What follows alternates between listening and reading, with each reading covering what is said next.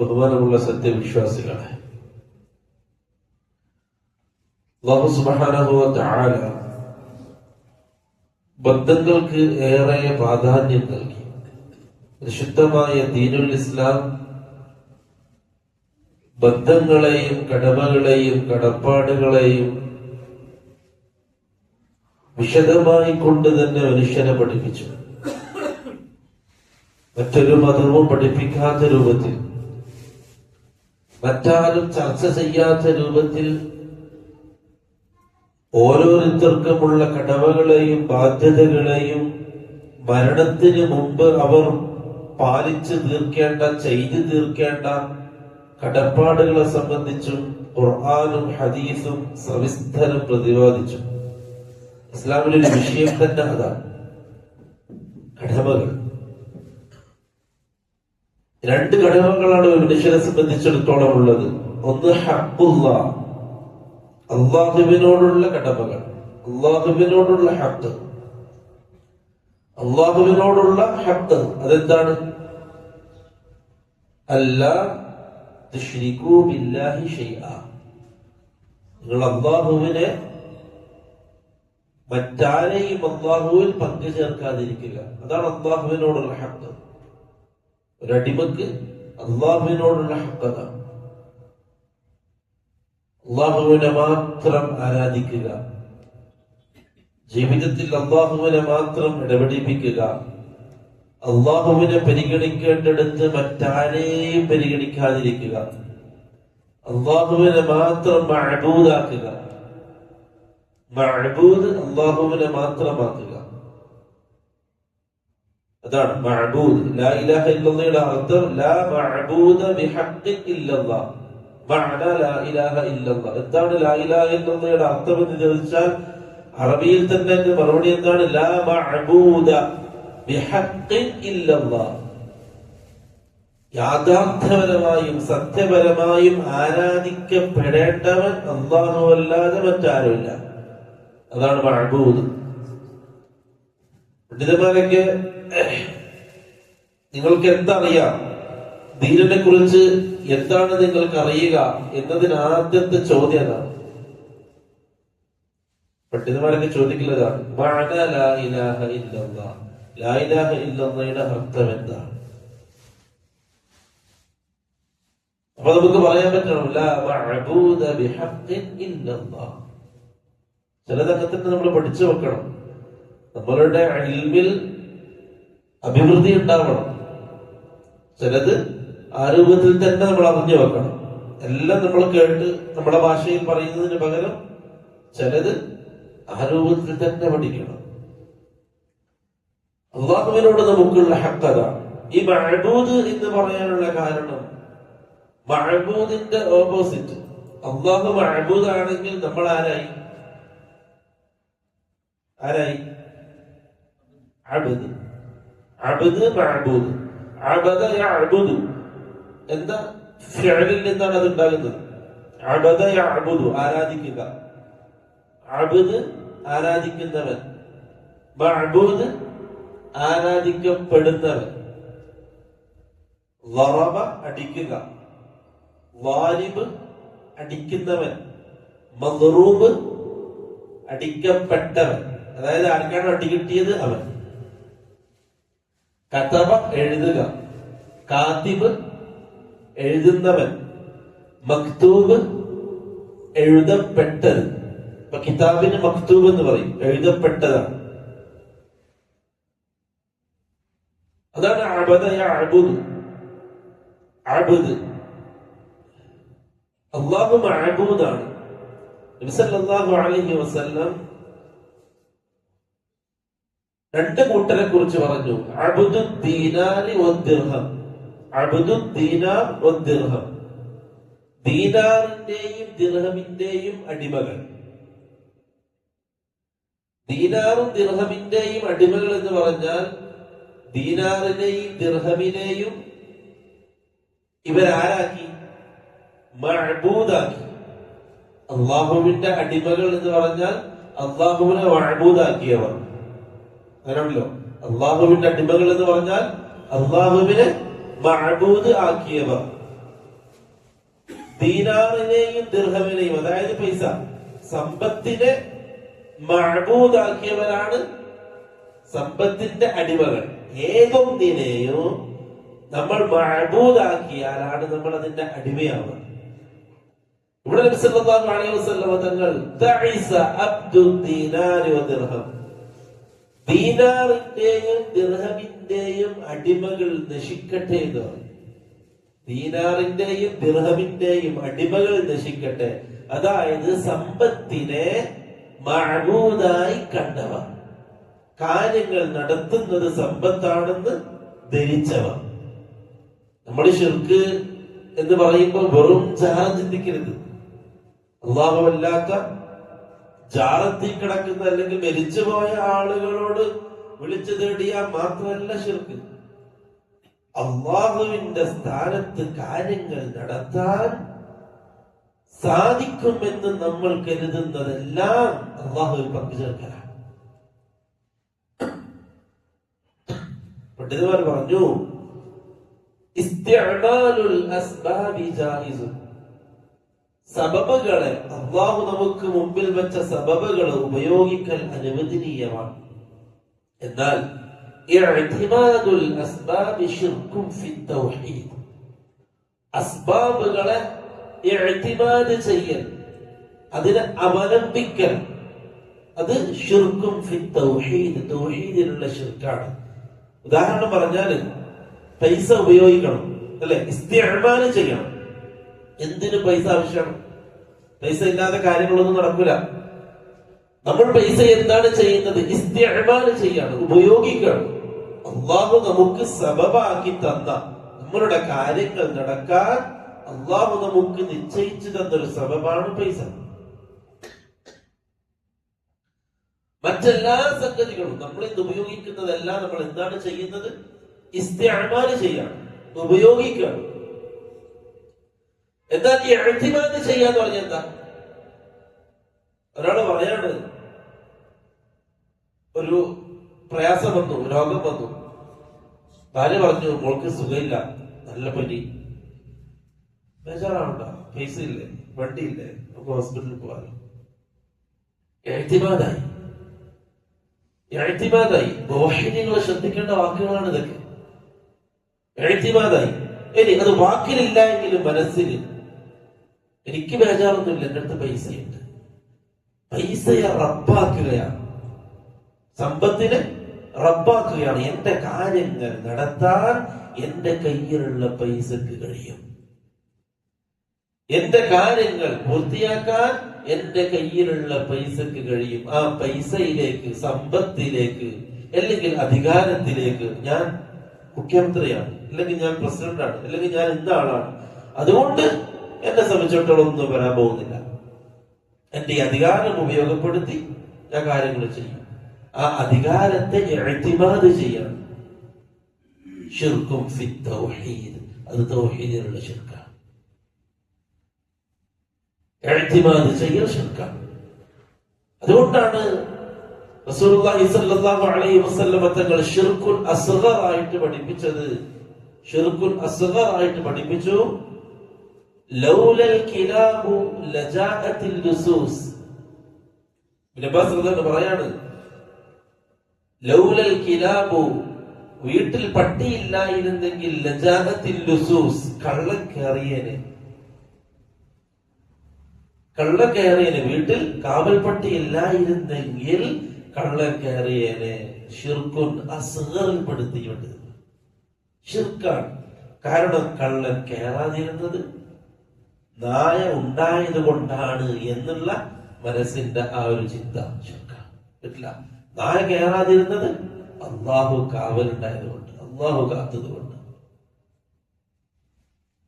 സല്ലല്ലാഹു അലൈഹി വസല്ലം അത്രയും ശ്രദ്ധിച്ചുകൊണ്ടാണ് തൗഹീദിനെയും ശിർക്കിനെയും വേർതിരിച്ചത്. അതുകൊണ്ട് ഇഅ്തിമാദ് ചെയ്യുക എന്നുള്ളത് സമ്പത്തിനെ ആയാലും അധികാരത്തിനെ ആയാലും മറ്റെന്തിനെ ആയാലും നമ്മൾ അതിനെ അവലംബിക്കുന്നുണ്ട് എങ്കിൽ അല്ലാഹു അല്ലാതെ എന്റെ വിഷയങ്ങളിൽ ഇടപെടാൻ, എന്റെ പ്രശ്നങ്ങൾ പരിഹരിക്കാൻ, എന്റെ കാര്യങ്ങൾ സുഗമമാക്കാൻ, എന്റെ നല്ല അവസ്ഥ സൃഷ്ടിക്കാൻ ഈ വക കാര്യങ്ങളൊക്കെ ഉണ്ട് എന്ന് ചിന്തിച്ചാൽ ശിർക്ക് വന്നു. തൗഹീദിൽ ശിർക്ക് വന്നു. അതേ സ്ഥാനത്ത് നമ്മൾ എന്താണ് ചിന്തിക്കേണ്ടതും പറയേണ്ടതും? രോഗം വന്നു, ഭാര്യ പറഞ്ഞു മോൾക്ക് സുഖമില്ല, നമുക്ക് ഹോസ്പിറ്റലിലേക്ക് പോവാം, ഇൻഷാ അല്ലാഹ് അല്ലാഹു ശിഫയാക്കും, അല്ലാഹു ശിഫയാക്കും. നമ്മുടെ മനസ്സിലുണ്ടാവേണ്ടത് അല്ലാഹു എനിക്ക് സമ്പത്ത് തന്നിട്ടുണ്ട്, അത് ഉപയോഗിച്ചുകൊണ്ട് നമുക്ക് എന്ത് ചെയ്യാം? ചികിത്സിക്കാം. നമ്മുടെ മനസ്സ് അങ്ങനെ തന്നെ പറഞ്ഞു പഠിപ്പിക്കണം. ചെറിയ മക്കളെയും നമ്മൾ അതേ രൂപത്തിൽ നമ്മൾ പഠിപ്പിക്കണം. ചെറിയ മക്കൾക്ക് ആദ്യം ഒരുപാട് റബ്ബുകൾ അവരുടെ മനസ്സിലുണ്ടാകും. ഉമ്മാനോട് പറയും, ഉമ്മ എനിക്ക് ഇന്ന് ആവശ്യമുണ്ട്. ഉമ്മ പറയും മോനെ ഉപ്പ വരട്ടെ. എന്ത് പറയുമ്പോഴും ഉമ്മ പറയും ഉപ്പ വരട്ടെ. ഈ ചെറിയ കുഞ്ഞിന്റെ മനസ്സിൽ ഉപ്പ ആദ്യത്തെ റബ്ബാണ്. അതെ, ഉപ്പ വരണം, എന്നാലേ എന്റെ കാര്യം നടക്കും.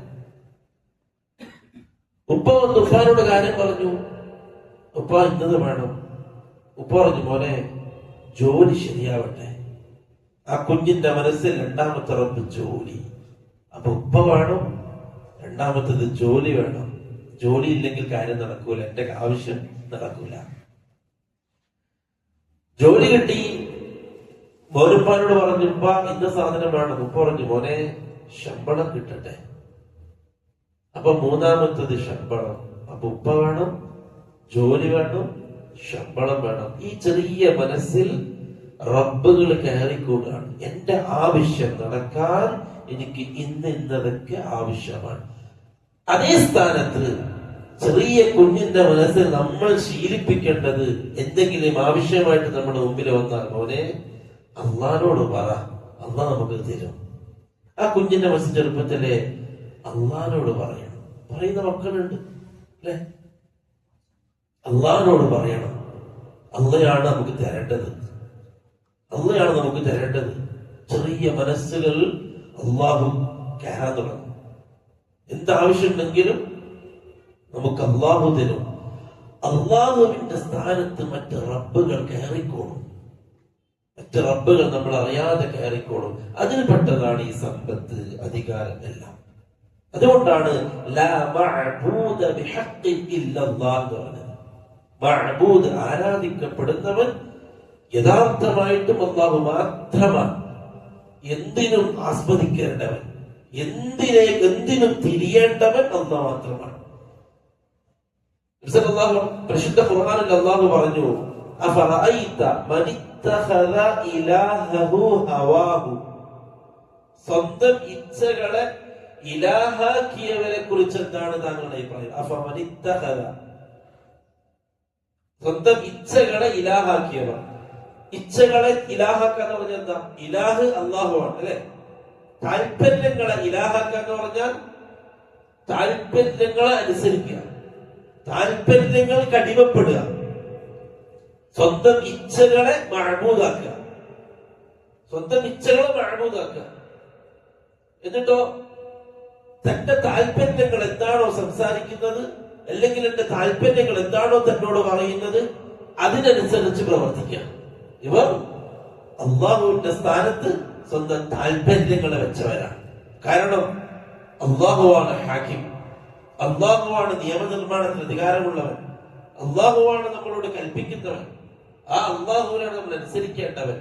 അള്ളാഹുവിനെ അല്ലാതെ മറ്റൊരാളെ നമ്മൾ ആരൂപത്തിൽ അനുസരിക്കാൻ ഒരുങ്ങിയാൽ നമ്മൾ അവരെ ഇലാഹാക്കലായി.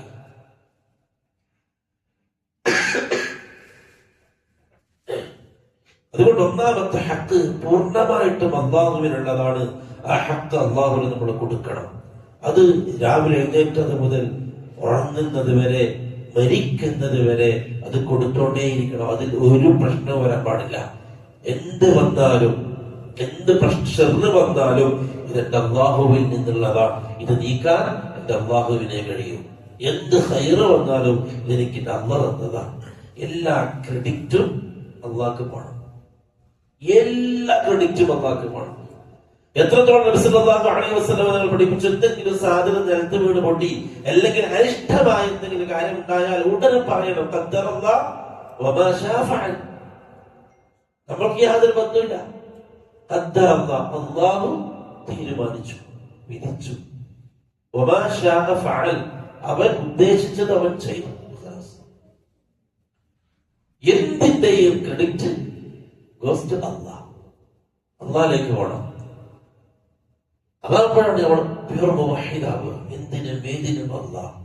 നബി സല്ലല്ലാഹു അലൈഹി വസല്ലം തങ്ങൾ സൗർ ഗുഹയിൽ ഇരിക്കുന്ന സമയത്ത് അബൂബക്കർ സിദ്ദീഖ് റളിയല്ലാഹു അൻഹു വല്ലാതെ ബേജാറിലായി. കാരണം ശത്രുക്കൾ അടുത്തെത്തിയിട്ടുണ്ട്. അതിന്റെ പാളികൾക്കിടയിലൂടെ ശത്രുക്കളെ കാണാം, അവരുടെ കാലുകൾ കാണാം.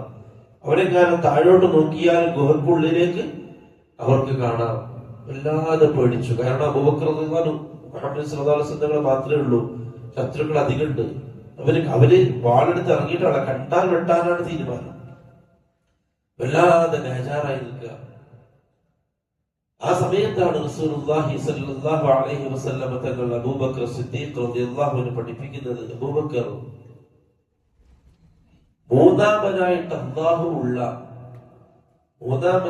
അല്ലാഹു കൂടെയുള്ള രണ്ടാളുടെ വിഷയത്തിൽ എന്തിനാണ് അബൂബക്കറെ നീ ബേജാറാകുന്നത്?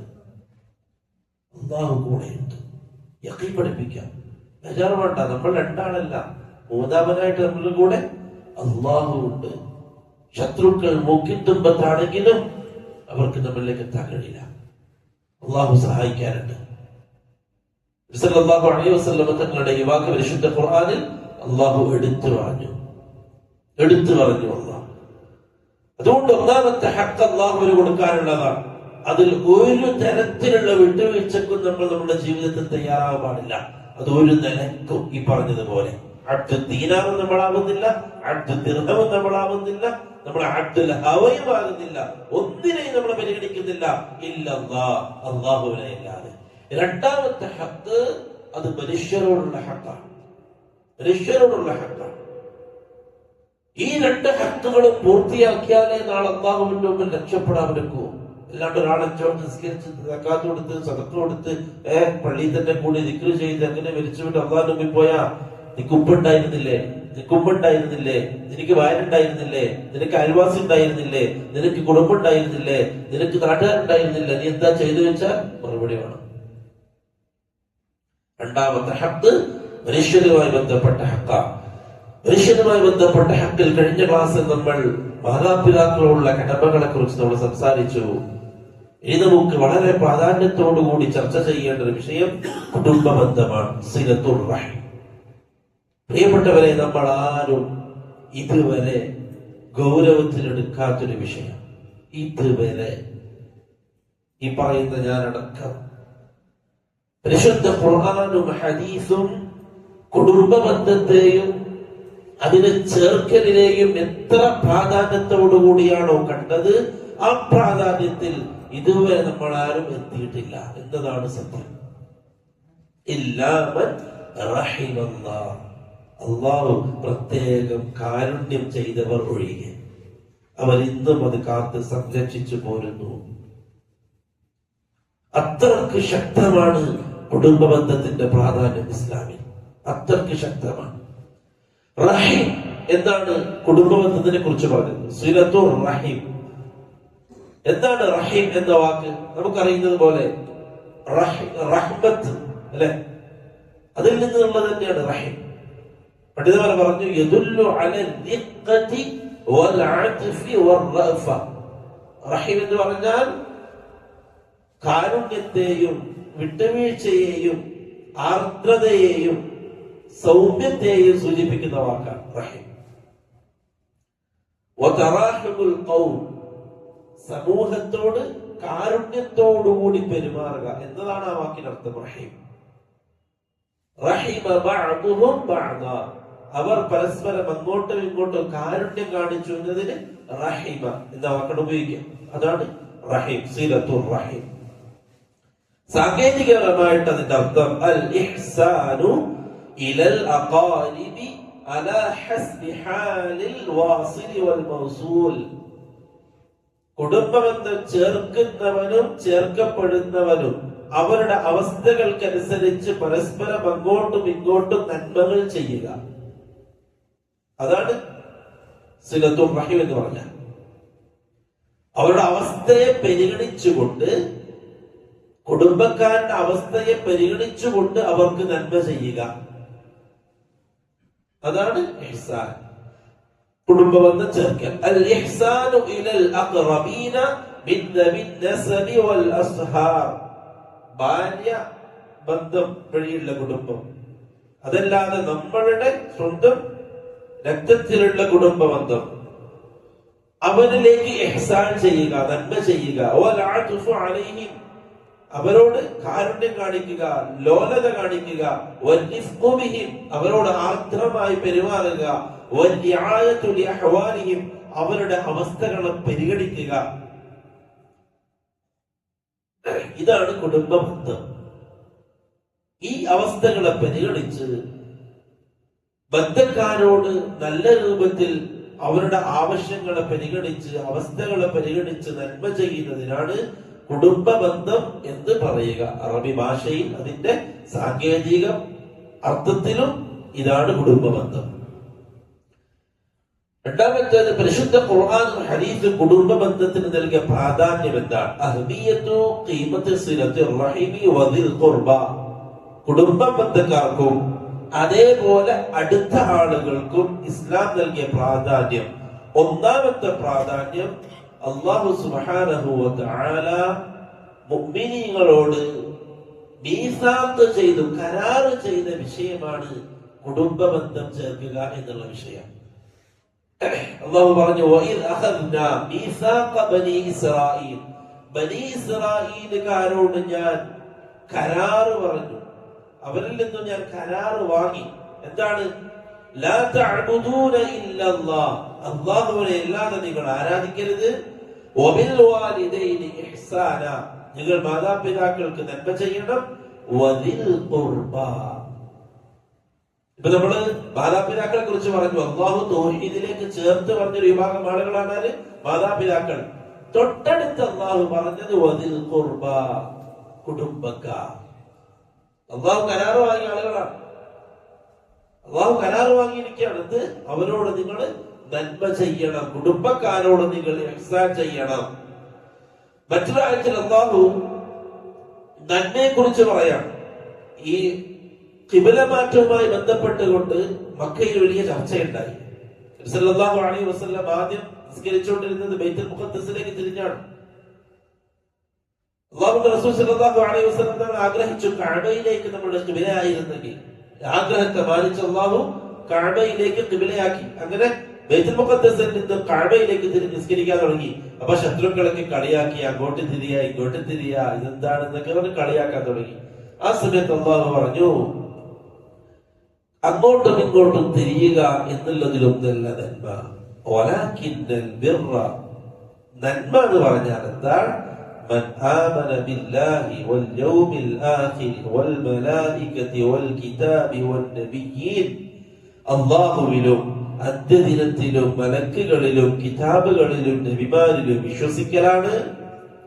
وآتى المال على حبه ذوي القربى, സമ്പത്തിനോട് ഇഷ്ടമുള്ളതോടൊപ്പം അത് കുടുംബക്കാർക്ക് നൽകലാണ് നന്മ. അള്ളാഹു പ്രയോഗിച്ച വാക്കൊക്കെ പണം പറയുമ്പോഴൊക്കെ, സമ്പത്ത് പറയുമ്പോഴൊക്കെ മനുഷ്യന്റെ അതിനോടുള്ള ഹുബ്ബനെയും അല്ലാഹു ചേർത്ത് പറഞ്ഞു. ഇത് ഹക്കാണ്. സമ്പത്ത് ഇഷ്ടമില്ലാത്ത ആരുമില്ല, എല്ലാവരും ആവശ്യക്കാരാണ്. എത്ര കിട്ടിയാലും ആവശ്യക്കാരാണ്. അല്ലാഹു പറയാ, വആതൽ മാല, പൈസ കൊടുക്കുക, സമ്പത്തിനെ കൊടുക്കുക. അലാ ഹുബ്ബിഹി, അതിനോട് പ്രിയമുള്ളതോടൊപ്പം, അതിനോട് താല്പര്യമുള്ളതോടൊപ്പം. ദവിൽ ഖുർബ, അഖാരിബുകൾക്ക്, അടുപ്പക്കാർക്ക്, കുടുംബക്കാർക്ക് അതിന് നൽകുക. അതാണ് നന്മ എന്ന് ഖുർആൻ നന്മയെ എണ്ണിയപ്പോൾ കുടുംബക്കാരെ സഹായിക്കുന്നതിനെ അല്ലാഹു എണ്ണി. മറ്റൊരു ആയത്തിൽ അല്ലാഹു സുബ്ഹാനഹു വ തആല വസിയത്ത് ചെയ്തു, ഇന്നല്ലാഹ യഅ്മുറു ബിൽ അദ്ലി വൽ ഇഹ്സാൻ വ ഈതാഇ ദിൽ ഖുർബ.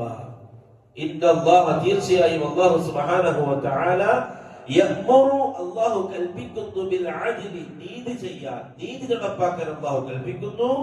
വൽ ഇഹ്സാൻ, നന്മ ചെയ്യാനും അല്ലാഹു കൽപ്പിക്കുന്നു. ആർക്കൊക്കെ? ഇന്നല്ലാഹ യഅ്മുറു ബിൽ അദ്ലി വൽ ഇഹ്സാൻ വ ഈതാഇ ദിൽ ഖുർബ, കുടുംബക്കാർക്ക് സമ്പത്തിനെ നൽകി അവരെ സഹായിക്കുന്നതിനെയും അള്ളാഹു കൽപ്പിക്കുന്നു. ഇതൊക്കെ അള്ളാന്റെ കൽപ്പനയാണ്, അള്ളാഹുവിന്റെ കൽപ്പനയാണ്. കുടുംബക്കാരെ സഹായിക്കുക, പൈസ കൊണ്ട് സഹായിക്കുക, തടി കൊണ്ട് സഹായിക്കുക, ഇതൊക്കെ അള്ളാഹു കൽപ്പിക്കുന്നു. മറ്റൊരു ആയത്തിൽ അള്ളാഹു പറയുന്നു, വല്ലദീന ആമനൂ മിൻ ബഅദു വഹാജറൂ വജാഹദൂ മഅകും ഫൗലൈക മിൻകും. നിങ്ങളോടൊപ്പം ജിഹാദ് ചെയ്യുന്ന, നിങ്ങളോടൊപ്പം ഹിജ്റ വന്ന ആളുകൾ നിങ്ങളിൽപ്പെട്ടവർ തന്നെയാണ്. എന്നാൽ വഉലുൽ അർഹാമി ബഅദുഹും ഔലാ ബിബഅദിൻ ഫീ കിതാബില്ലാഹ്. അല്ലാഹുവിന്റെ നിയമത്തിൽ നിങ്ങളുടെ കുടുംബക്കാർ നിങ്ങളിലേക്ക് ഏറെ കടമപ്പെട്ടവരാണ്. എല്ലാവരും മുഅ്മിനീങ്ങൾ, എല്ലാവരും ഇഖ്വാനുകളാണ്, എല്ലാവരും പരസ്പരം നന്മകൾ ചെയ്യേണ്ടവരാണ്. എന്നാൽ അല്ലാഹുവിന്റെ നിയമത്തിൽ കുടുംബക്കാർ ഏറെ അവകാശികളാണ്. അല്ലാഹു വേർതിരിച്ചു. മുഅ്മിനീങ്ങളിൽ നിന്നും അല്ലാഹു കുടുംബക്കാരെ അല്ലാഹു വേർതിരിച്ചു. നമുക്ക് ഏറെ കടമയുള്ളവരാണ് കുടുംബക്കാർ. ഒരു ഹദീസിൽ റസൂലുള്ളാഹി സ്വല്ലല്ലാഹു അലൈഹി വസല്ലമ തങ്ങൾ കുടുംബ ബന്ധത്തിന്റെ ശ്രേഷ്ഠത പഠിപ്പിക്കുകയാണ്, അതിന്റെ മഹത്വം പഠിപ്പിക്കുകയാണ്. അന്ന റജുലൻ, ഒരു മനുഷ്യൻ ഖാല, നബി സല്ലല്ലാഹു അലൈഹി വസല്ലമ തങ്ങളുടെ അടുക്കിലേക്ക് വന്നിട്ട് പറയാണ്, യാ റസൂലല്ലാഹ് ഇന്നലി ഖറാബതൻ, എനിക്ക് കുടുംബക്കാരൊക്കെ ഉണ്ട്. അസ്വിലുഹും വയഖ്തഊനി, ഞാൻ അവരിലേക്ക് കുടുംബം ചേർക്കുന്നവനാണ്, ഞാൻ ചേർക്കാറുണ്ട് കുടുംബബന്ധം. വയഖ്തഊനി, അവരെന്നെ മുറിക്കുകയാണ്. ഞാൻ അങ്ങോട്ട് പോകുന്നു, നന്മ ചെയ്യാൻ ആഗ്രഹിക്കുന്നു, അവരുമായിട്ട് ബന്ധത്തിലാവാൻ ആഗ്രഹിക്കുന്നു, പക്ഷെ അവര് മുറിച്ചു കളയാണ്, അവർക്ക് താല്പര്യമില്ല.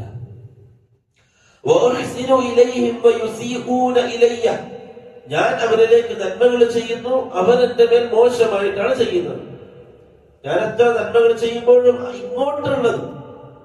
ഇങ്ങോട്ട് നല്ല ഒരു പരിഗണനയോ നല്ല ഒരു അവസ്ഥയോ അല്ല.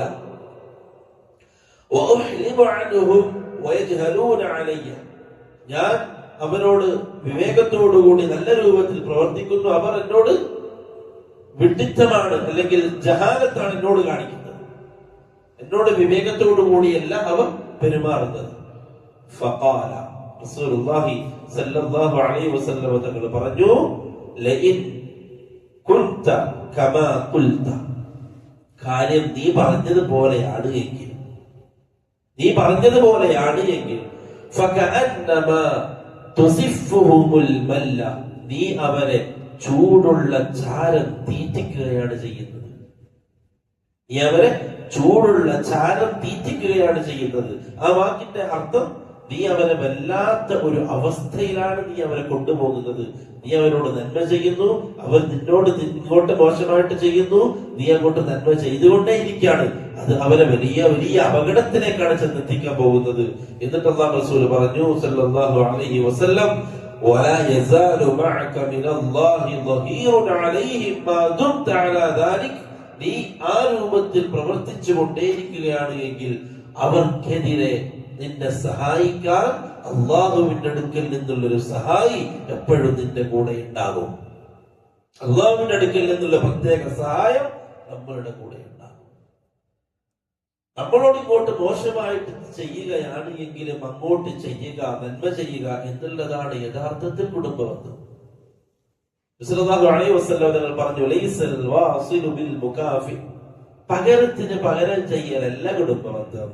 വലാകിന്നൽ വാസിലു അല്ലദീ ഇദാ ഖതഅത് റഹിമഹു വസലഹ, കുടുംബബന്ധം മുറിച്ചു കഴിഞ്ഞാൽ അല്ലെങ്കിൽ മുറിക്കപ്പെട്ട ബന്ധത്തെ അങ്ങോട്ട് പോയി ചേർക്കലാണ് കുടുംബബന്ധം. അല്ലെങ്കിൽ ഇങ്ങോട്ട് വന്നാൽ അങ്ങോട്ട്, ഇപ്പോഴുള്ള നിലവിലുള്ള സിസ്റ്റമാണ് അല്ലെ, ഇങ്ങോട്ട് വന്നാൽ അങ്ങോട്ട്, ഇങ്ങോട്ട് തന്നാൽ അങ്ങോട്ട്,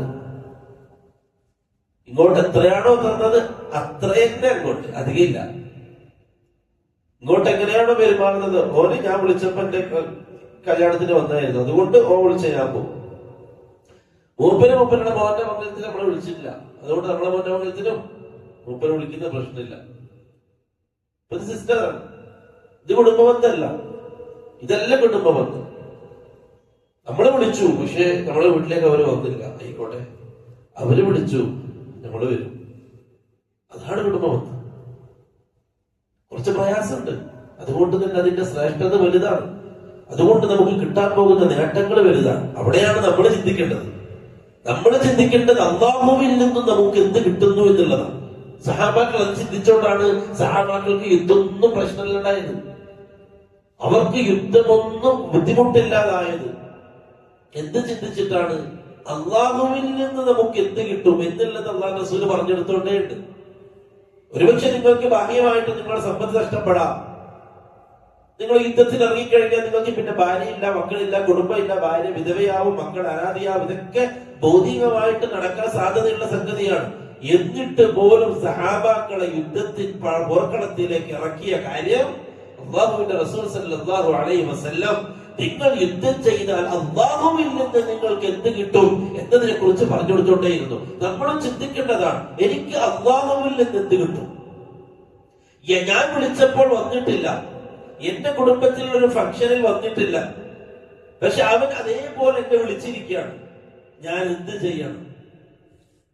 ഒരു മുഅ്മിനെ സംബന്ധിച്ചിടത്തോളം അല്ലാഹുവിൽ നിന്ന് ഖൈർ ഉദ്ദേശിക്കുന്ന, അല്ലാഹുവിൽ നിന്ന് നന്മ ഉദ്ദേശിക്കുന്ന, കൂലി പ്രതീക്ഷിക്കുന്ന ഒരു മുഅ്മിൻ തിരിച്ചങ്ങോട്ട് പോകണം. എന്നിലേക്ക് വന്നിട്ടില്ല എങ്കിലും ഞാൻ അങ്ങോട്ട് പോകാൻ ബാധ്യത. കാരണം എനിക്ക് അല്ലാഹുവിൽ നിന്ന് അതുകൊണ്ട് ഒരുപാട് കിട്ടാനുണ്ട്. ഇതൊന്നും നമ്മൾ വെറുതെ കളിക്കല്ലോ, ഇതൊക്കെ അന്ന് കണ്ടോണ്ടിരിക്കല്ലേ, ഇതൊക്കെ അന്ന് കണ്ടോണ്ടിരിക്കല്ലേ. നമ്മളോട് അവര് പറഞ്ഞതും അല്ലാഹു കേട്ടു, നമ്മൾ തിരിച്ചങ്ങോട്ട് പറഞ്ഞതും അല്ലാഹു കേട്ടു, അവർ നമ്മളോട് ചെയ്തതും അല്ലാഹു കണ്ടു, നമ്മൾ തിരിച്ചങ്ങോട്ട് എന്താണ് ചെയ്തത് എന്നും അല്ലാഹു കണ്ടു. ആ ഒരു ബോധം നമുക്ക് വേണം. അവരെന്നോട് മോശമായിട്ടാണ് പെരുമാറിക്കൊണ്ടിരിക്കുന്നത്, ഞാൻ എങ്ങനെ പെരുമാറണം എന്നുള്ളത് വിവേകത്തോടുകൂടി നമ്മൾ ചിന്തിക്കണം. റസൂലുള്ളാഹി സ്വല്ലല്ലാഹു അലൈഹി വസല്ലം തങ്ങൾ ഒരുപാട് രംഗങ്ങളിൽ ഇത് നമുക്ക് മാതൃക കാണിച്ചു തന്നിട്ടുണ്ട്. അതിൽ ഏറ്റവും വലിയ പ്രയാസമുള്ള ഒരു അവസ്ഥയാണ് മക്ക ഫത്ഹിന്റെ ദിവസം. മക്ക ഫത്ഹിന്റെ ദിവസം പൂർണ്ണമായും ഹക്കോടുകൂടി പ്രതികാരം ചെയ്യാൻ അവർക്ക് പറ്റുന്ന ഒരു സമയമാണ് എല്ലാവർക്കും. കാരണം സമ്പത്ത് കൊള്ളയടിച്ചു, കുടുംബം കൊള്ളയടിച്ചു, എല്ലാം കൊള്ളയടിച്ചവരാണ് മക്കക്കാര്. മദീനക്കാര് മക്ക ഫത്ഹിന്റെ അന്ന് സഹാബാക്കൾ തിരിച്ചു മക്കയിലെത്തി. അന്ന് മക്ക അവരുടെ കാൽക്കീഴിലാണ്. അവർക്ക് നഷ്ടപ്പെട്ട ഭൂമിയാണ് മക്ക, അവർക്ക് നഷ്ടപ്പെട്ടതെല്ലാം മക്കയിലുണ്ട്. അത് എല്ലാവരെയും വെട്ടി അത് തിരിച്ചു പിടിക്കായിരുന്നു അവർക്ക്. പക്ഷെ ആരെയും ഒന്നും ചെയ്യാൻ റസൂലുള്ളാഹി സ്വല്ലല്ലാഹു അലൈഹി വസല്ലം തയ്യാറായില്ല. അവര് പറഞ്ഞു, ബേക്കിൽ നിന്ന് ശബ്ദം വന്നു, ഹാദാ യൗമുൽ മൽഹമ, ഇന്ന് പ്രതികാരത്തിന്റെ ദിവസമാണ്, ഇന്ന് നമ്മൾ പകരം വീട്ടും, ഇന്ന് നമ്മൾ പകരം വീട്ടും. ആ വിളിച്ചു പറയൽ ഒരു സഹാബി അല്ലാഹുവിന്റെ റസൂലിന്റെ അടുക്കലേക്ക് എത്തിച്ചു. നബിയെ, ഇന്ന സഹാബി ഇങ്ങനെ വിളിച്ചു പറയുന്നുണ്ട്, ഇത് മൽഹമയുടെ ദിവസമാണ്, പ്രതികാരത്തിന്റെ ദിവസമാണ് എന്ന് റസൂലുള്ളാഹി സ്വല്ലല്ലാഹു അലൈഹി വസല്ലം തങ്ങൾ പറഞ്ഞു, ഇല്ല, നമ്മൾ വിളിച്ചു പറയേണ്ടത് ഹാദാ യൗമുൽ മർഹമ, ഇന്ന് കാരുണ്യത്തിന്റെ ദിവസമാണെന്ന് വിളിച്ചു പറ. എല്ലാവർക്കും എല്ലാരും പേടിച്ചിരിക്കുക, മക്കക്കാരെ പേടിച്ചിരിക്കുകയാണ്. മുഹമ്മദ് കൂട്ടരും ഇതെന്താ ചെയ്യാൻ പോകുന്നത് ഒരു ഐഡിയ ഇല്ല. കാരണം അവർ പൂർണ്ണ സജ്ജരായിട്ടാണ് മക്കയിലേക്ക് തിരിച്ചു വന്നിട്ടുള്ളത്, എന്തും ചെയ്യാം. പക്ഷെ അല്ലാഹു റസൂൽ പറഞ്ഞു, നിങ്ങൾ പൊയ്ക്കോ, നിങ്ങൾ സ്വതന്ത്രരാണ്. പ്രിയപ്പെട്ടവരെ, നമ്മളോട് മോശമായിട്ട് ചെയ്താലും അങ്ങോട്ട് ചെയ്യാൻ നമ്മൾ ശീലിക്കണം. ആ ശീലമാണ് നമ്മളിൽ നന്മയുണ്ടാക്കിയെടുക്കുക. അല്ലെങ്കിൽ പകരത്തിന് പകരം പ്രതികാരത്തിന് പ്രതികാരം ചെയ്യുന്ന രീതി ഒരു മുഅ്മിനെ സംബന്ധിച്ചിടത്തോളം ഭൂഷണമല്ല. അതാണ് റസൂൽ പറഞ്ഞത്, ഇങ്ങോട്ട് കെട്ടുകൊണ്ട് വന്നാൽ അങ്ങോട്ട് കെട്ടുകൊണ്ട് പോകും, ഇങ്ങോട്ട് കെയ്യും വീശാൻ വന്നതെങ്കിൽ അങ്ങോട്ടും കെയ്യും വീശും. ഒന്നും ഒന്നും കൊണ്ടുവന്നില്ല, അതുകൊണ്ട് ഞാനും ഒന്നും കൊണ്ടുപോകുന്നില്ല. ഇപ്പത്തെ സിസ്റ്റം. അള്ളാഹു നമ്മളെ കാക്കട്ടെ. ഒരുപാട് ആളുകൾ ഒരുപക്ഷെ നമ്മളോട് അടുപ്പം കാണിക്കാൻ എന്തോ കാരണത്താൽ, മറ്റൊന്നുള്ളത് പലതിന്റെയും അടിസ്ഥാനം സൂഉന്ന, കുടുംബത്തിന്റെ വിഷയത്തിൽ പല പ്രശ്നത്തിന്റെയും പല ബന്ധങ്ങൾ ഇന്നും അകന്നു നിൽക്കാനുള്ള കാരണം സൂഉന്ന, തെറ്റിദ്ധാരണയാണ്. നമ്മൾ ധരിക്കുന്നു അവൻ വരാത്തതിന്റെ കാരണം ഇന്നതാണ്, അവൻ എന്റെ വീട്ടിലേക്ക് വരാത്തതിന്റെ കാരണം ഇന്നതാണ് എന്ന് ആ കാരണത്തെ നമ്മളായിട്ട് ഉണ്ടാക്കിയെടുത്തു. പക്ഷെ അങ്ങനെ ഒരു കാരണവും അവനിലില്ല. നമ്മൾ ധരിക്കണം അതുകൊണ്ടാണ് വരാത്തത്, അതുകൊണ്ട് ഞാനും പോകുന്നില്ല. ആ ബന്ധം അങ്ങനെ കിടക്കുകയാണ്. അതേ സ്ഥാനത്ത് അയാളെ വിളിച്ച്, എന്തേ നീ വീട്ടിൽ വരാത്തത്, എന്തെങ്കിലും പ്രശ്നമുണ്ടോ, നമുക്കിടയിൽ എന്തെങ്കിലും തടസ്സമുണ്ടോ എന്ന് പറഞ്ഞ് ക്ലിയർ ആക്കാൻ പാടില്ല. എന്തെങ്കിലും പ്രശ്നമുണ്ടോ? പറഞ്ഞു തീർക്കാൻ പറ്റുന്നതാണെങ്കിൽ അങ്ങനെ. അല്ല എന്റെ ഭാഗത്ത് നിന്ന് എന്തെങ്കിലും പ്രയാസം ഉണ്ടായ കാരണത്താലാണോ നീ എനിക്ക് മുഖം തരാത്തത്, നീ എന്റെ വീട്ടിലേക്ക് വരാത്തത്, അല്ലെങ്കിൽ എന്നോട് നല്ല രൂപത്തിൽ പെരുമാറാത്തത്, എന്റെ ഭാഗത്തിൽ നിന്ന് മോശമായിട്ട് എന്തെങ്കിലും നിനക്ക് ഉണ്ടായത് കൊണ്ടാണോ? അങ്ങനെയൊന്നുമില്ല, ഞാൻ വേറൊരു ടെൻഷനിലായിരുന്നു, അതാണ്. ക്ലിയർ? നമ്മൾ കരുതാണ് ഒരു മുഅ്മിനെ കുറിച്ച് അല്ലാഹു റസൂൽ പറഞ്ഞു,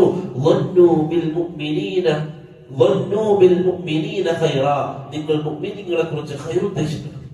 എപ്പോഴും ഖൈറായ ചിന്തയെ മുഅ്മിനീങ്ങളെ കുറിച്ച് ഉണ്ടാവും. ഞാൻ വന്നു എപ്പോഴും സലാത്തിരുന്ന ഒരാള് ഇപ്രാവശ്യം വന്നപ്പോൾ ആളെ മെയിൻറ്റേ ഇല്ല. സംഭവം കഴിഞ്ഞ ഖുതുബയില് ഞാൻ പറഞ്ഞെന്തോ ആൾക്ക് ഇഷ്ടപ്പെടാണ്ട് പോയോ? ഞാൻ വെറുതെ ചിന്തിക്കുക. അല്ലെങ്കിൽ ഞാൻ എന്റെ സംസാരത്തിൽ മുമ്പർക്ക് എന്തോ പഠിക്കാത്തത് ഞാൻ പറഞ്ഞു. എന്റെ മനസ്സിൽ നിങ്ങളെ ശൈത്താൻ അത് ഉണ്ടാക്കിക്കൊണ്ടേയിരിക്കും. സംതിങ് അയാൾക്ക് നിങ്ങളോട് ചിലപ്പോൾ ഞാൻ അടുത്ത ഒരാളോട് പറയും, എനിക്ക് ഉപ്പർക്ക് എന്നോട് എന്തോ ഒരു പ്രശ്നം ഉണ്ടെന്നാ തോന്നുന്നുണ്ടോ? ഉപ്പർ ഇതുവരെ ഉള്ള പോലെയല്ല, ഇതിപ്പോ ഇങ്ങനെ വരാറ് സംസാരിക്കുക. ശൈത്താൻ അതിങ്ങനെ കത്തിച്ചോണ്ടേയിരിക്കും. അതേ സ്ഥാനത്ത് ആ വ്യക്തി എടുത്ത് പോയിട്ട് എന്ത് പറ്റി, നിങ്ങള് പഴയ അടുപ്പൊന്നുമില്ലല്ലോ എന്ന് ചോദിച്ചാൽ ഇല്ല സാർ ഒന്നുമില്ല, ഞാനിങ്ങനെ കുറെ ടെൻഷനും തിരക്കൊക്കെ ആയി, അതുകൊണ്ട് ഇങ്ങനെ. ക്ലിയർ ആണ്, പ്രശ്നങ്ങളൊന്നും ഉണ്ടാവില്ല, ഒരു കുഴപ്പമുണ്ടാവില്ല പരസ്പരം. പക്ഷേ ബന്ധങ്ങൾ ഇല്ലാതാക്കാൻ ശൈത്താൻ വല്ലാതെ ശ്രമിക്കും, വല്ലാതെ ശ്രമിക്കും. അതുകൊണ്ട് അല്ലാഹു റസൂൽ പറഞ്ഞു, ഇയ്യാകും വദ്ദന്ന്, ഇയ്യാകും വദ്ദന്ന്, നിങ്ങൾ വദ്ദിനെ സൂക്ഷിക്കുക, വദ്ദിനെ സൂക്ഷിക്കുക, ഊഹങ്ങളെ നിങ്ങൾ സൂക്ഷിക്കുക. ഫഇന്ന വദ്ദന അക്ദബുൽ ഹദീസ്, ഏറ്റവും വലിയ കളവ് വദ്ദാണ്. വെറുതെ ചിന്തിച്ചുവിട്ട, വെറുതെ ആവശ്യമില്ലാതെ ചിന്തിച്ചുകൊണ്ട്. ഇന്നലെ വരെ എന്റെ അടുത്തേക്ക് വന്ന ആളാണ്, ഇപ്പാണ് വരാറില്ല. നമ്മൾ വെറുതെ ആവശ്യമില്ലാതെ ഊഹിക്കുകയാണ്. അതുകൊണ്ട് പ്രിയപ്പെട്ടവരെ, ബന്ധങ്ങൾ പവിത്രമാണ്. അത് എങ്ങനെയാണോ നമ്മളാൽ അല്ലാഹു റസൂൽ സല്ലല്ലാഹു അലൈഹി വസല്ലം പറഞ്ഞു, അൽ ബാദിഉ ബിസ്സലാമി ബരീഉൻ മിനൽ കിബ്ർ, ആരാണോ ആദ്യം സലാം കൊണ്ട് തുടങ്ങുന്നവൻ അവൻ കിബ്റിൽ നിന്ന് മുക്തനാണ്. ഒരാൾ മിണ്ടുന്നില്ല, ഞാനും മിണ്ടൂല, അങ്ങോട്ടും ഇങ്ങോട്ടും കുറെ കാലം. റസൂൽ പറയാണ്, ആദ്യം പോയിട്ട് സലാം പറയുന്നവൻ ആരാണോ ഓന് കിബ്റില്ലാത്തവനാണ്, കിബറിൽ നിന്ന് മുക്തനാണ്. കാരണം കിബറില്ലായെങ്കിലേ അങ്ങോട്ട് പോയിട്ട് സലാം പറയാൻ അവന്റെ മനസ്സനുവദിക്കൂ, അല്ലെങ്കിൽ അവന്റെ കിബർ അനുവദിക്കൂല, അവൻ ഇങ്ങോട്ട് വരട്ടെ. നമുക്ക് എല്ലാവർക്കും ഉള്ളതാണ്, നമ്മൾ മാറ്റണം. അതിനല്ല നമ്മൾ ഈ ക്ലാസ് അല്ലെ.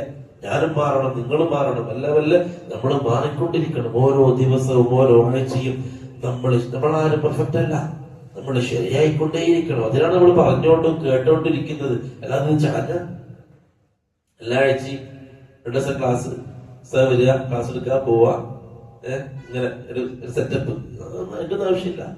നമുക്ക് മാറ്റം വരണം, എനിക്ക് മാറ്റം വരണം, നിങ്ങളിൽ മാറ്റം ഉണ്ടാവണം, നമ്മുടെ ജീവിതത്തിൽ മാറ്റം ഉണ്ടാവണം, നമ്മുടെ കുടുംബത്തിൽ മാറ്റം ഉണ്ടാവണം, നമ്മുടെ ഭാര്യമാരിൽ മാറ്റം ഉണ്ടാവണം, നമ്മുടെ മക്കളിൽ മാറ്റം ഉണ്ടാവണം. അതിനാണ് ഈ ക്ലാസ്, അതിനാണ് നമ്മൾ ഈ ചർച്ച ചെയ്യുന്നത്, ഹദീസുകൾ വായിക്കുന്നത്, നബി സല്ലല്ലാഹു അലൈഹി വസല്ലം തങ്ങളുടെ വാക്കുകൾ നമ്മൾ കേൾക്കുന്നത്. മറ്റൊരു ഹദീസ്, കുടുംബബന്ധത്തിന്റെ പ്രാധാന്യം, ഗൗരവം മനസ്സിലാക്കാൻ പലർക്കും പലരുടെയും തകർച്ചയുടെ കാരണം എന്താണെന്ന് ഇതുവരെ പിടുത്തം കിട്ടിയിട്ടില്ല. പലരുടെയും സാമ്പത്തികമായ തകർച്ച, അല്ലെങ്കിൽ സാമ്പത്തികമായ ഒരു ഐശ്വര്യമില്ലായ്മ എന്തുകൊണ്ടാണ് ഇതുവരെ പിടുത്തം കിട്ടിയില്ല? കാരണം അല്ലാഹുവിന്റെ റസൂൽ സല്ലല്ലാഹു അലൈഹി വസല്ലം തങ്ങൾ പറഞ്ഞു, മൻ സറഹു അയ്യുമിദ്ദ ലഹു ഫീ ഉബുലിഹി വയുവസ്സഅ ലഹു ഫീ റിസ്ഖിഹി, ആരെങ്കിലും അവരുടെ ആയുസ് വർദ്ധിക്കണമെന്ന് ആഗ്രഹിക്കുന്നുണ്ട് എങ്കിൽ, അവരുടെ റിസ്ക് വിശാലമാവണമെന്ന് ആഗ്രഹിക്കുന്നുണ്ട് എങ്കിൽ, മോശമായ മരണം സംഭവിക്കരുത് എന്നാരെങ്കിലും ആഗ്രഹിക്കുന്നുണ്ടെങ്കിൽ, അവൻ അല്ലാഹുവിനെ സൂക്ഷിക്കട്ടെ, അവൻ കുടുംബബന്ധം ചേർക്കട്ടെ. നമുക്ക് റിസ്ക് വിശാലമാവാനുള്ള ഒരു കാരണം കുടുംബബന്ധം ചേർക്കലാണ്.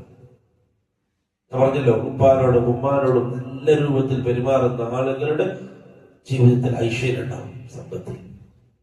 കുടുംബക്കാർക്ക് കൊടുക്കുകയും കുടുംബക്കാരുടെ ആവശ്യം പരിഗണിക്കുകയും എല്ലാവരോടും നല്ല രൂപത്തിൽ പോയി പെരുമാറുകയും ചെയ്യുന്ന ആളുകളുടെ ജീവിതത്തിൽ ഉറപ്പായിട്ടും ഐശ്വര്യം ഉണ്ടാവും, സമൃദ്ധി ഉണ്ടാവും. ബാഹ്യമായിട്ട് നമ്മൾ നോക്കുമ്പോൾ വിചാരിക്കും, മൂപ്പരുടെ ബിസിനസ് മാത്രം പച്ച പിടിക്കുക, എനിക്കെന്താ ഇല്ലാത്ത.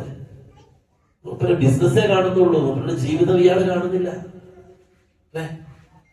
മൂപ്പര് ബാഹ്യമായിട്ട് ചെയ്തു കൂട്ടുന്ന കാര്യങ്ങളെ കാണുന്നുള്ളൂ. ഉള്ളിൽ ഉപ്പാനോടെങ്ങനെ നമുക്കറിയില്ല. ചിലപ്പോ നല്ല രൂപത്തിൽ ഉപ്പാനെയും ഉമ്മാനെയും കൊണ്ടു നടക്കുന്ന ഒരു മനുഷ്യനായിരിക്കും.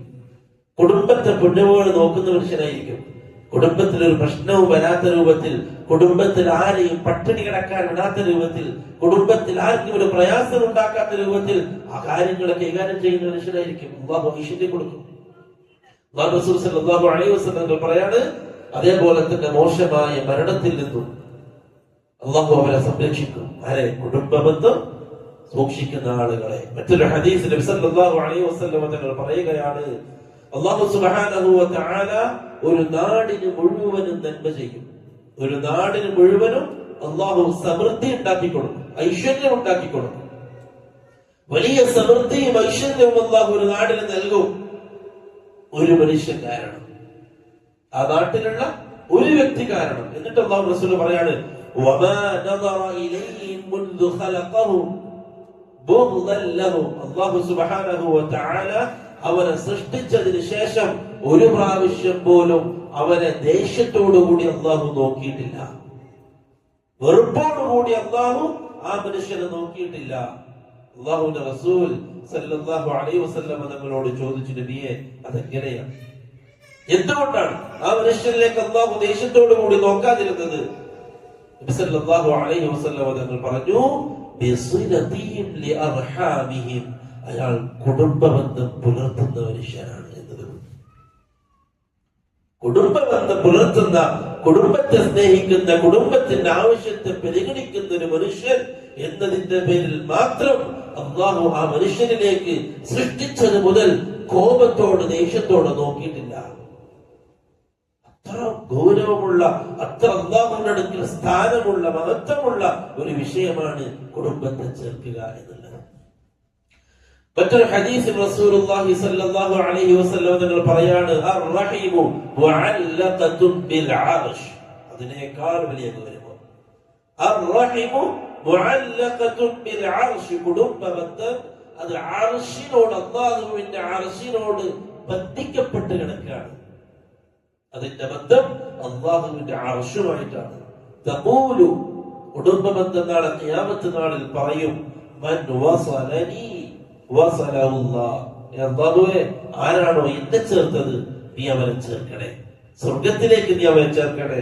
വമൻ ഖതഅനി, എന്നെ ആരാണോ മുറിച്ചത്, ഖതഅഹുല്ലാഹ്, അല്ലാഹു അവനെ മുറിക്കട്ടെ, അല്ലാഹു അവനെ മുറിക്കട്ടെ, അവന്റെ നരകത്തിലേക്ക് അല്ലാഹു പ്രവേശിപ്പിക്കട്ടെ എന്ന് കുടുംബ ബന്ധം നാളെ അല്ലാഹുവിനോട് പറയും. എത്ര പേർ നാളെ അല്ലാഹുവിന്റെ മുമ്പിൽ രക്ഷപ്പെടും? ആലോചിക്കണം. നമ്മൾ ഒരു ഭാഗത്ത് നന്മകൾ നമ്മൾ ചെയ്യുമ്പോഴും മറുഭാഗത്ത് കുടുംബക്കാരോട് മോശമായിട്ട് പെരുമാറുന്നവർ, അവർ ഒരുപക്ഷെ മോശക്കാരായിരിക്കാം, അല്ലെങ്കിൽ നമ്മളോട് ഒരു നിലക്ക് നന്മ ചെയ്യാത്തവരായിരിക്കാം. അപ്പോഴും വിവേകത്തോടുകൂടി കാര്യങ്ങൾ ചെയ്യാൻ പ്രിയപ്പെട്ടവരെ നമുക്ക് കഴിയണം. ഏറ്റവും കൂടുതൽ ശൈത്താൻ പരിശ്രമിക്കുന്ന ഒരു മേഖല ഒരു മനുഷ്യനെ മോശമാക്കാൻ, ഒരു മനുഷ്യന്റെ സ്വഭാവത്തെ മോശമാക്കാൻ, എല്ലാ നന്മയെയും ഇല്ലാതാക്കാൻ ശൈത്താൻ ഏറ്റവും കൂടുതൽ പരിശ്രമിക്കുന്ന ഒരു സ്ഥലം അത് കുടുംബമാണ്. ചിത്രത ഉണ്ടാക്കുക, ഉപ്പാനി മോനി തെറ്റിക്കുക, ഇളയപ്പാനി മുത്തപ്പാനി തമ്മിൽ തെറ്റിക്കുക, ജ്യേഷ്ഠനീയമാർ തമ്മിൽ തെറ്റുക, സഹോദരന്മാർ തമ്മിൽ തെറ്റുക, ഉമ്മയും പെൺമക്കളും തമ്മിൽ തെറ്റുക, ഇതൊക്കെ ശൈത്താന്റെ ജോലിയാണ്. കാരണം ഇസ്ലാം കുടുംബ ബന്ധത്തിന് ഇത്ര പ്രാധാന്യം നൽകാനുള്ള കാരണം, ഒരു കുടുംബം അത് മഹത്വമുള്ള, വളരെ സൗന്ദര്യമുള്ള ഒരു കുടുംബമായാൽ, അങ്ങനെയുള്ള കുടുംബങ്ങൾ ഒരുമിച്ച് കൂടുമ്പോഴാണ് സൗന്ദര്യമുള്ളൊരു നാട് സൃഷ്ടിക്കപ്പെടുന്നത്. കുടുംബത്തിലുള്ളവരോട് സ്നേഹത്തോടുകൂടി പെരുമാറാൻ കഴിയുന്നവരെ നാട്ടുകാരോട് സ്നേഹത്തിൽ പെരുമാറാൻ കഴിയൂ. സ്വന്തം കൂടപ്പിറപ്പിനോട് സത്യസന്ധത കാണിക്കാത്തവൻ ആരാനോട് കാണിക്കും? സ്വന്തം ഉപ്പാനോടും ഉമ്മാനോടും നല്ല രൂപത്തിൽ സംസാരിക്കാത്തവൻ എങ്ങനെയാ മറ്റുള്ളവരോട് നല്ല രൂപത്തിൽ സംസാരിക്കുക? ഇനി അവൻ സംസാരിക്കുന്നുണ്ടെങ്കിൽ തന്നെ കാവണ്യമാണ്, അവന്റെ എന്തോ ആവശ്യം നേടാൻ. അവന്റെ തനി സ്വഭാവമല്ല. തനി സ്വഭാവം ഒരു ഉപ്പാനോട് കാണിച്ചതാണ്. തനി സ്വഭാവം ഉമ്മാനോട് കാണിച്ചതാണ്. അവന്റെ ഒറിജിനൽ സ്വഭാവം അത് ഭാര്യയോട് കാണിച്ചതാണ്. പുറത്ത് മാന്യനാണ് എങ്കിൽ ആ മാന്യത അവന്റെ എന്തോ ആവശ്യം നിറവേറാൻ. അവന്റെ സ്വഭാവം അതല്ല. കൂടുതൽ അടുത്തു കഴിഞ്ഞാൽ, കൂടുതൽ ഇടപാടുകൾ നടത്തി കഴിഞ്ഞാൽ ആ ഒറിജിനൽ സ്വഭാവം പുറത്തു വരും. ഒറിജിനൽ സ്വഭാവം പുറത്തു വരും.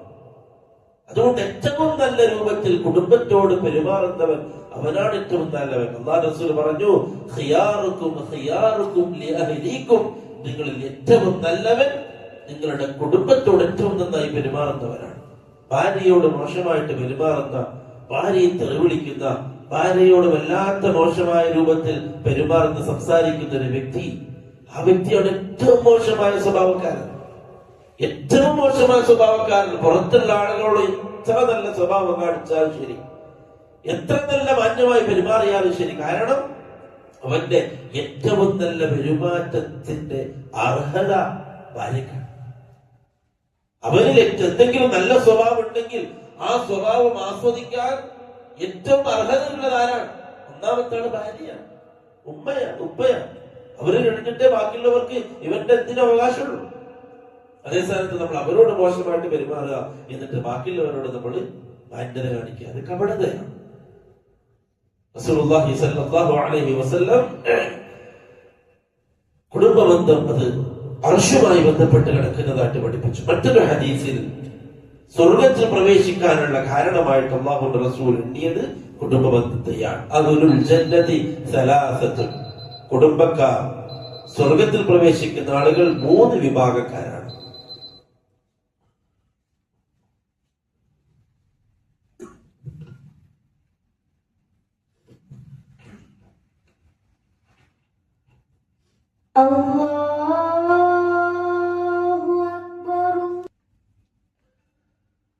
ഒന്നാമതായിട്ട് റസൂലുള്ളാഹി സ്വല്ലല്ലാഹു അലൈഹി വസല്ലം തങ്ങൾ പറഞ്ഞു, സ്വർഗ്ഗത്തിൽ പ്രവേശിക്കുന്ന 3 കൂട്ടരിൽ ഒന്നാമത്തെ ആൾ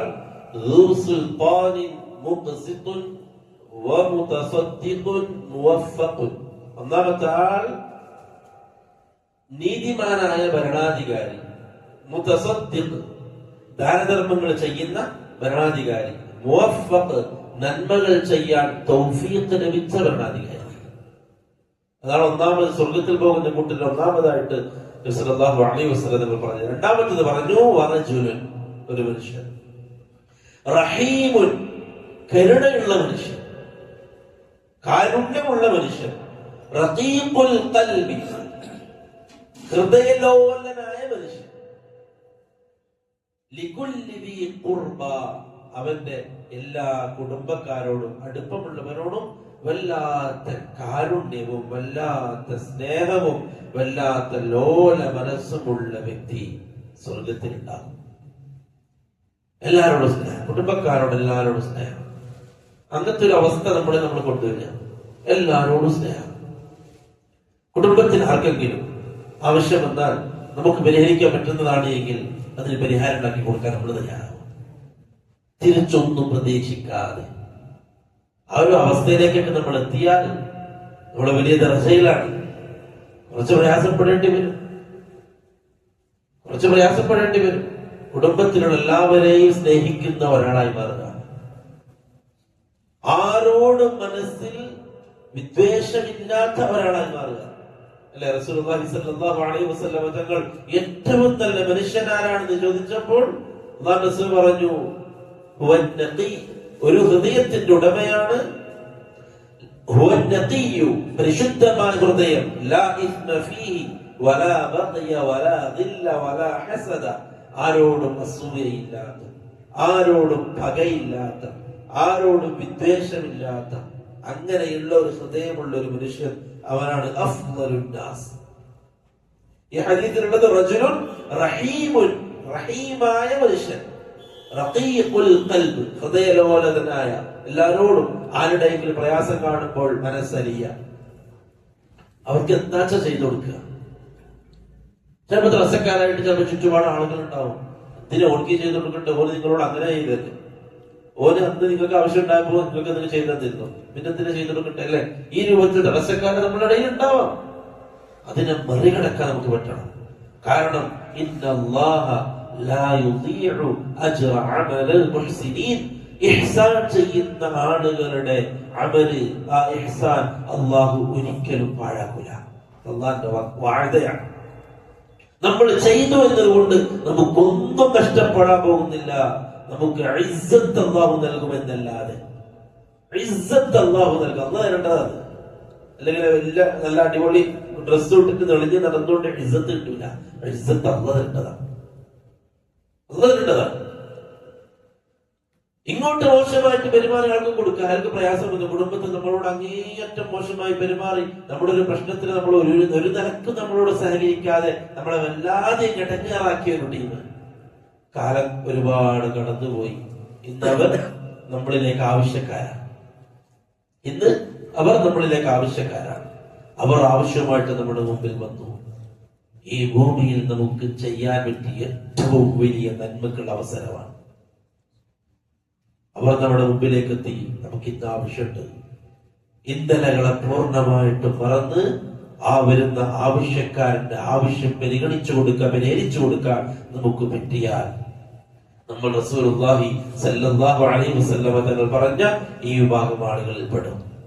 റഹീമുൻ റഖീഖുൽ ഖൽബ്. അബൂബക്കർ സിദ്ദീഖ് റളിയല്ലാഹു അൻഹു മിസ്തഹ് റളിയല്ലാഹു അൻഹുവിന്റെ വിഷയത്തിൽ തീരുമാനമെടുത്തപ്പോൾ അല്ലാഹു പറഞ്ഞു, അലാ തുഹിബ്ബൂന അയ്യഗ്ഫിറല്ലാഹു ലക്കും. നിങ്ങൾക്ക് അല്ലാഹു മാപ്പ് തരുന്നത് നിങ്ങൾക്ക് ഇഷ്ടല്ലേ? പിന്നെന്താ ചുറ്റുമുള്ള ആളുകൾക്ക് മാപ്പ് കൊടുത്താൽ പോട്ടെ. നോക്ക്, നമ്മൾ ഒരുപാട് ചെയ്തതാണ് ശരി.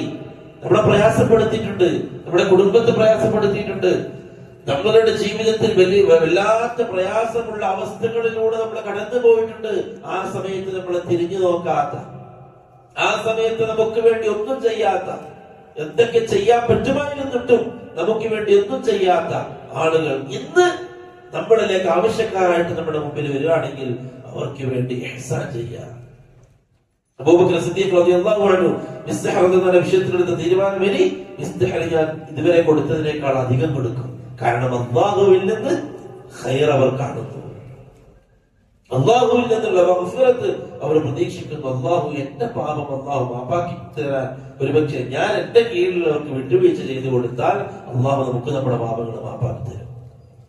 അതുകൊണ്ട് ഹൃദയം ലോലത കുടുംബക്കാരോട് കാണിക്കുക. മൂന്നാമത്തെ ആള് മുസ്ലിമാണ് അഫീഫുൻ മുതഅഫിഫുൻ ദു ഇയാൽ. മക്കളും കുടുംബവും ഉണ്ടായിരിക്കെ തന്നെ ആളുകളോട് ഇറക്കാൻ ഇറങ്ങാത്ത മനുഷ്യൻ മുസ്ലിം. കുറെ മക്കളുണ്ട്, ഭാര്യയുണ്ട്, കുടുംബമുണ്ട്, അതിനെ നോക്കിക്കൊണ്ട് പോകണം. പക്ഷേ നല്ല റാഹത്തിൽ പോകാനുള്ള പൈസ കയ്യിലില്ല. എന്നിട്ട് പോലും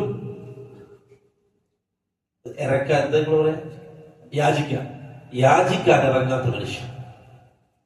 യാചിക്കാന്നുള്ളത് അല്ലെങ്കിൽ ചോദിച്ചുകൊണ്ടിരിക്കാന്നുള്ളത്, ആൾക്കാരോട് ചോദിച്ചുകൊണ്ടിരിക്കാന്നുള്ളത് ഇസ്ലാം ഒരിക്കലും പ്രോത്സാഹിപ്പിക്കുന്ന കാര്യമല്ല.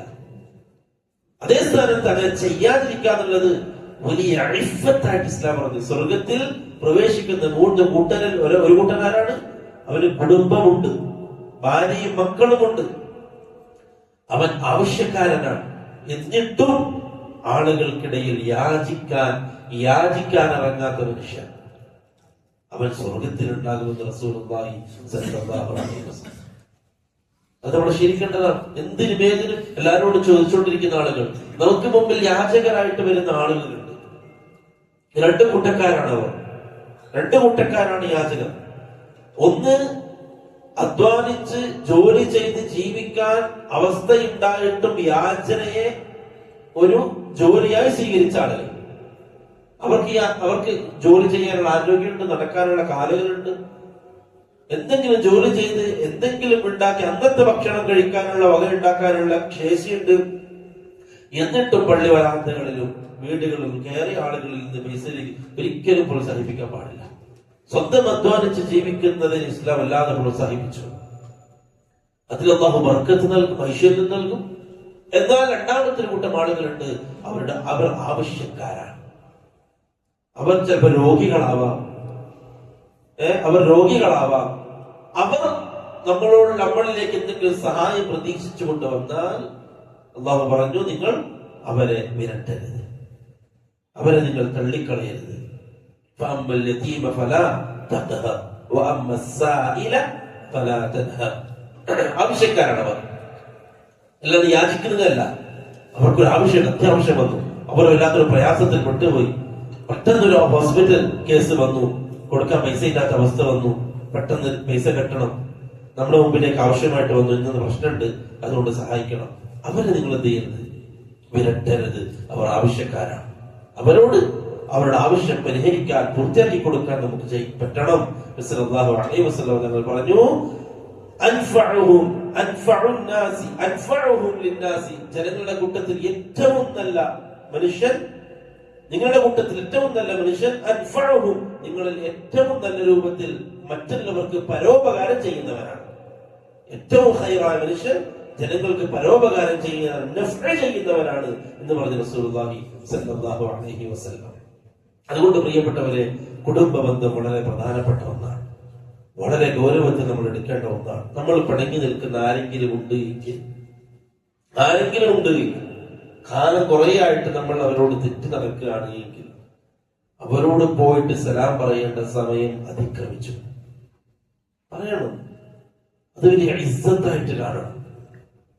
അവരോട് പോയിട്ട് സലാം പറയണം, എനിക്ക് നിങ്ങളോടൊന്നുമില്ല പറയാൻ നമുക്ക് പറ്റണം.